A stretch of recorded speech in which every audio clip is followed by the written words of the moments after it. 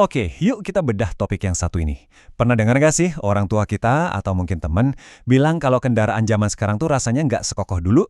Atau jangan-jangan kalian sendiri juga ngerasain hal yang sama? Kayaknya mobil atau motor keluaran tahun 90-an gitu bisa awet banget sementara yang baru, ya baru beberapa tahun udah mulai ada aja penyakitnya. Nah, kalimat ini, motor dulu lebih bandel. Kayaknya udah jadi semacam mantra ya. Dan ini bukan cuma obrolan iseng di warung kopi loh, tapi beneran sebuah sentimen yang dirasain banyak orang. Seolah-olah emang ada penurunan kualitas yang nyata. Tapi pertanyaannya, apa benar sesederhana itu? Ini dia nih, pertanyaan utamanya. Apa benar ini semacam konspirasi dari para produsen biar kita cepet-cepet beli produk baru lagi? Atau jangan-jangan ada penjelasan lain yang lebih masuk akal di balik semua ini? Yuk kita coba cari tahu bareng-bareng.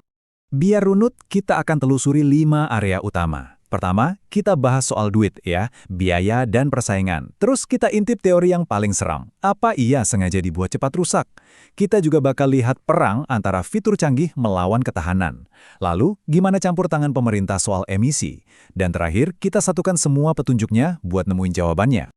Oke, kita mulai dari faktor yang paling fundamental, uang. Industri otomotif itu, wah, medan perangnya soal harga itu sadis banget.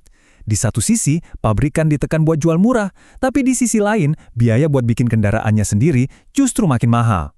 Coba deh bayangin, harga bahan baku utama kayak baja sama aluminium itu kan naik terus. Belum lagi semua komponen elektronik canggih itu, chip, sensor, layar, itu semua kan mahal. Ini benar-benar ngejepit keuntungan para produsen. Dan di saat biaya lagi naik-naiknya, di pasar tuh mereka saling sikut. Merek-merek raksasa ini, mereka perang harga gila-gilaan. Coba aja satu merek berani naikin harga dikit, wah, bisa-bisa langsung ditinggal pembeli lari ke kompetitor. Ngeri kan tekanannya? Terus gimana dong solusinya buat mereka?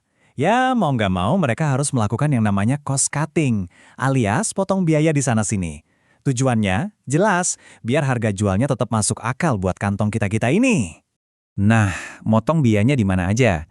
Salah satu korbannya, ya material. Bodi yang dulu rasanya tebel dan kokoh kayak tank, sekarang mungkin diganti bahan lain yang lebih enteng, lebih efisien, dan ya lebih murah. Komponen yang dulu dibuat super kuat, sekarang mungkin standarnya yang penting cukup. Semua demi menekan biaya produksi. Oke, dari soal biaya, kita pindah ke teori yang agak konspiratif nih. Jangan-jangan kendaraan sekarang tuh emang sengaja dibikin gampang rusak.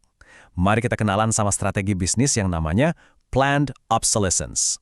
Jadi gampangnya gini, sebuah produk itu dari awal emang didesain punya semacam tanggal kadaluarsa. Tujuannya? Jelas, biar kita cepat beli lagi yang baru. Coba pikirin deh, kalau satu motor bisa awet 30 tahun tanpa masalah. Pabriknya jualan apa lagi kan? Siklusnya tuh begini, produk dibuat, kita beli dan pakai. Nah, setelah beberapa tahun, sengaja deh mulai muncul masalah-masalah kecil. Biaya perbaikannya dibikin mahal atau spare partnya susah dicari. Akhirnya, kita jadi mikir, mending beli baru aja deh. Penjualan mereka pun terus berputar. Cerdas tapi nyebelin ya. Dan ini tuh nggak cuma di dunia otomotif loh. Contoh paling gampang ya, smartphone.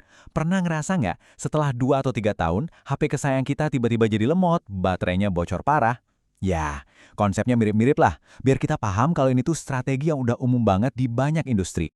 Lanjut ke faktor ketiga, ini soal pilihan dan prioritas.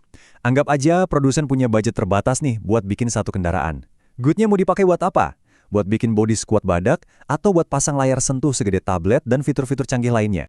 Dan kalau kita bedah biaya produksi kendaraan modern, hasilnya tuh lumayan mengejutkan.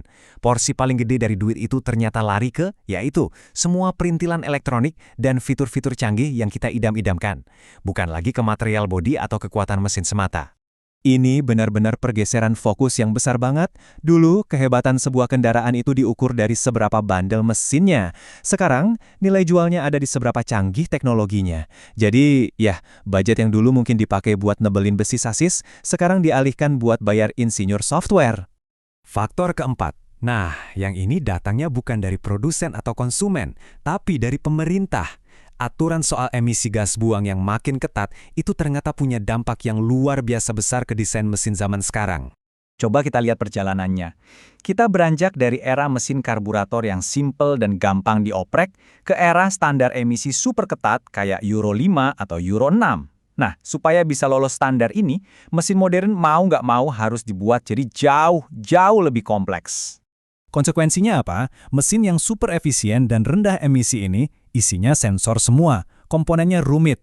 Jadinya, dia lebih sensitif. Salah sedikit kualitas bensinnya atau telat servis bisa langsung ngambek.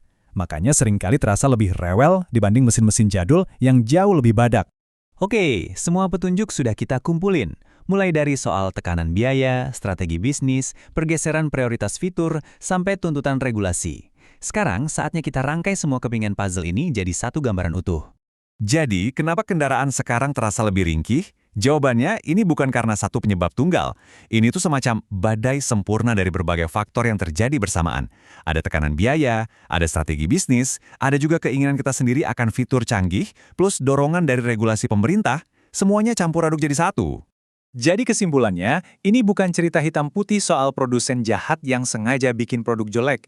Ini jauh lebih kompleks dari itu.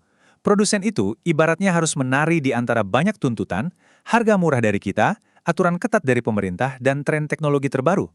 Nah, dalam tarian yang rumit itu, sayangnya, ketahanan absolut seringkali jadi salah satu hal yang harus dikompromikan. Nah, setelah mendengar semua ini, sekarang gantian saya yang mau tanya ke kalian. Menurut kalian gimana? Apakah kendaraan zaman dulu itu memang beneran lebih kuat secara mutlak? Atau kendaraan zaman sekarang ini sebenarnya nggak lebih lemah, cuma karena jauh lebih kompleks, jadi kerasa lebih rapuh? Coba deh, bagikan pendapat kalian.